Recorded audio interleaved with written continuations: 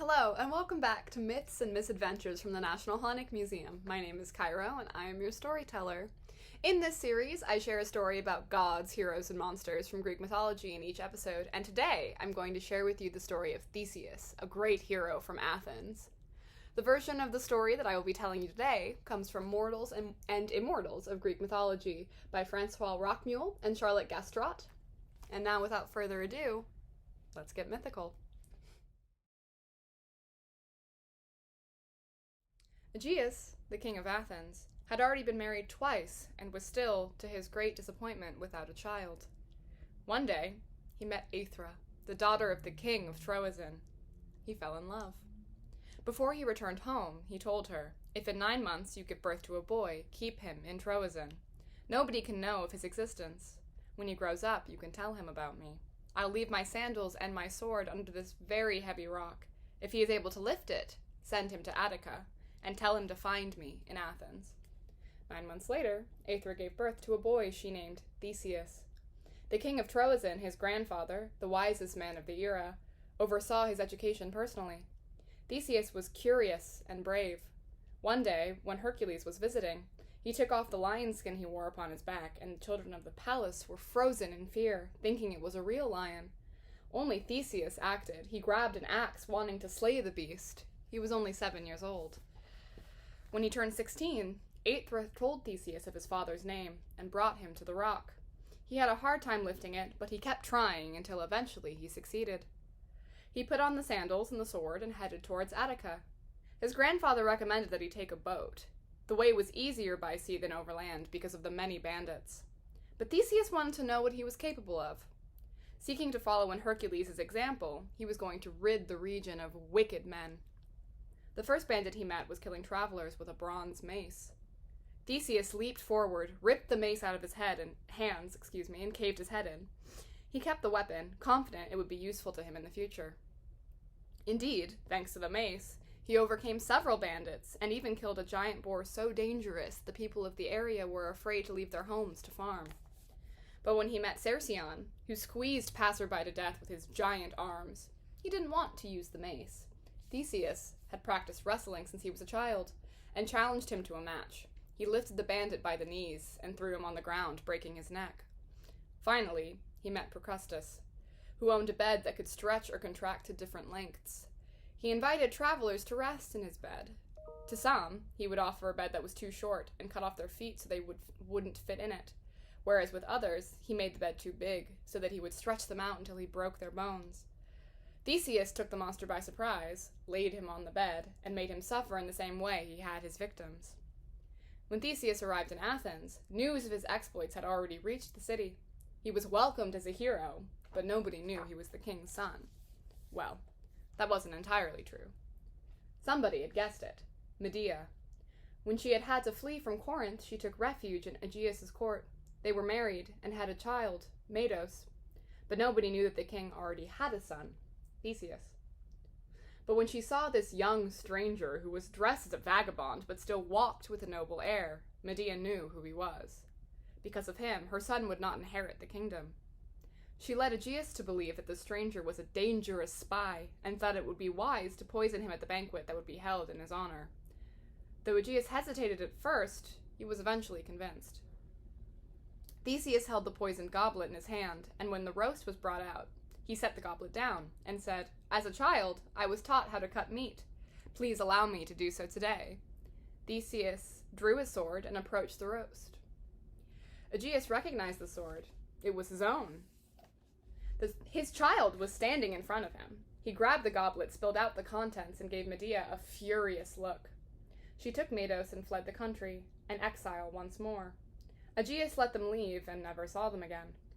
He had all his subjects recognize Theseus as his legitimate heir and threw a large festival in honor of the occasion. The Athenians were happy, but some among them looked worried.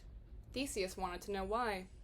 A few years before, King Minos of Crete had sent his son, who wanted to see the world, to Athens. Unfortunately, while out hunting, his son died. Minos was furious and accused the Athenians of intentionally killing his son. To take vengeance, he deployed his fleet of warships on their coast. He won the battle and required Athens to send him a tribute every 9 years. 7 noble sons and daughters who would feed his Minotaur. The Minotaur was a monster, with the body of a man and the head of a bull. It was born from the love of Minos, made to a white cow. Minos wanted to hide the abomination from the eyes of the public, so he engaged the services of Daedalus, a renowned architect, and commissioned him to design a place to imprison the monster, which no one could escape once they entered. Daedalus created the Labyrinth, a tangle of hallways, loops, intersections, and dead ends, where even he, after completing the work, had a hard time getting out. And now the time had arrived in Athens once more. The young nobles had to leave for Crete on a ship with black sails, a sign of mourning. Theseus intended to be sent with them so that he could kill the Minotaur. "Do me a favor," his father asked. "Take these white sails and hoist them when you return. That way I'll know you've won." "I will," said Theseus. "The gods are with me." Before leaving, he made sure to offer them sacrifices, to Apollo, who protects the young, and Aphrodite, goddess of love, who he favored above all others. Aphrodite heard his prayers. When Theseus and the other nobles arrived in Crete, they were greeted by Minos and his 2 daughters. Aphrodite inspired the eldest daughter, Ariadne, to fall deeply in love with the young Greek.